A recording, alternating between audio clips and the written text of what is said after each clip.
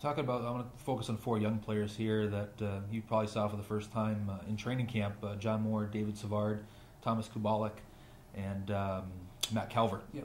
Four first-year players that went on to very good years. Talk about what you saw in training camp with those four guys and what you saw at the end of the year and the leaps that they made and the improvement. Is there anything that any of those guys that could you see kind of something in them early on in training camp with those four players? I think it was pretty obvious initially when we were at rookie camp and also at Traverse City that they were going to be special players. Whether it was going to be this year or down the road, it was hard to say. But John was obviously a first round pick. The others were not. They were later rounds and have been tremendous picks for the organization. And Matt Calvert was off to a good start, as were the other three. So Matty got a chance to play up top, and he basically tore it up. And when he did that, he stayed for the whole year. So we didn't really project, good for Matt, not so good for us, but we didn't really project that to happen. But it was a great thing for him. Thomas kind of, plodded along year, picking up points here and there, ends up with over 50 points and nearly 25 goals. So he had a phenomenal rookie season, and I think he has a long NHL career ahead of him.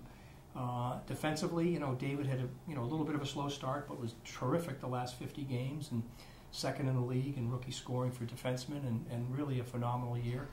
Johnny struggled a bit the second half at times, but for the most part, gave us probably 55 to 60 real good games. So, those four young players there are all excellent NHL prospects, soon to be. And once again, it's a difficult situation for us because you want to have them here, but for them, you want to see them do well. And as soon as they go up, good news for them. Absolutely. Yep. The leadership in the locker room this year, something that a lot of us have stressed the fans, was very good. We had some very solid leaders in there. I want to focus on that next. And just make sure those guys get their due, because we had, I think, a group of veterans here. I've been around the team quite a few years, and I think it was probably one of our strongest leadership groups that we've had in quite some time. Just what were your thoughts on the leaders in that room, the veterans you had? I think Chris McFarland and Bruce Landon did a tremendous job of finding real good character guys for us. You look at Ben Guite, a phenomenal captain, tutor. He would take young players and just work with them on the bench at practices. You go right down the list. Nick Tarnasky, very good, solid character guy. Steve Gertzen, we had Sigalette and Trevor Frischman. So you have 5 or 6 guys there that really, I knew the first time I met them, there was something there. But when we had the walk for breast cancer awareness, they were all there. All the little things that they didn't need to be told to do, they did. And I think that sets a real good example for the younger guys. So, we told our younger players all year to continue to watch these older players, watch the veterans, watch how they handle themselves, and try to emulate them. And if you do that, you'll be successful. On the flip side of that, we had an infusion of youth there towards the end of the year. Last 2 weeks of the season, a lot of kids coming in when their college careers were over. Cam Atkinson, Alan York, Aaron Bogosian, Wade McLeod. Talk about the kids that came in. Paul Dayton as well, I don't want to forget. Just talk about what they brought to the team in the second half and just the showing and impressions that you had on. Yeah, I think the timing was great for them and for us. We had come off the losing streak, and all of a sudden Paul Dayton came in from UMass and gave us 4 or 5 really good games in goal. Very energetic, enthusiastic local kid that made the most of his opportunity, won a couple of nice games for us. Alan York came in at the end, was able to get a shutout for us, something we hadn't done in 78 games, and I think he was 3-1 in his starts.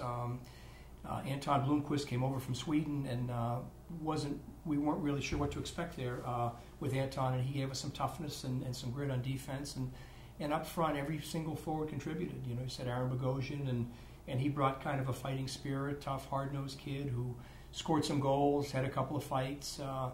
Unfortunately, broke his ankle, cut a couple of cuts over the eye, but a real solid team guy. Cam Atkinson had a couple of key goals for us, 5 points, 5 games. Denny Carney from Yale, 5 points, 6 games. Wade McLeod from Northeastern, he had 3 or 4 points himself and is a real good two-way player. So it was nice to get new blood. It was nice to get new energy, and I think more importantly, they proved for almost to a man that they belong at this level. Damon Markowitz, along with head coach Rob Riley. And Rob, I just want to focus on one last topic, non-hockey topic here before we end, in the Boston Red Sox. I know you live out in the eastern part of the state. I know you get Red Sox blood. What are your thoughts so far on the Red Sox season? Well, a little history, Damon.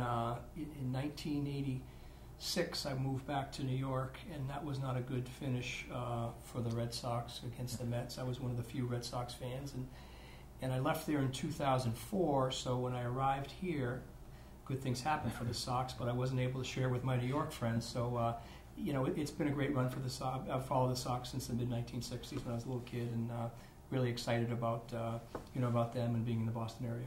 Absolutely. Rob Riley, along with Damon Markowitz here. Rob, thanks for joining us. We'll definitely keep in touch throughout the summer, and we got that summer barbecue coming up. I know you had a good time last year. Great. Look forward to it. Thank you, Damon. Thanks, Rob. Thank you for joining us out there. Again, join us on Facebook and Twitter. Follow us on Twitter. Join our new Facebook page, the official Springfield Falcons. We do live chats daily on there. Myself, if you want to log on, Rob, I'll be on there quite a bit for an hour. But again, thanks for joining us here. And like I said, log on to Facebook and Twitter. Thanks for joining us.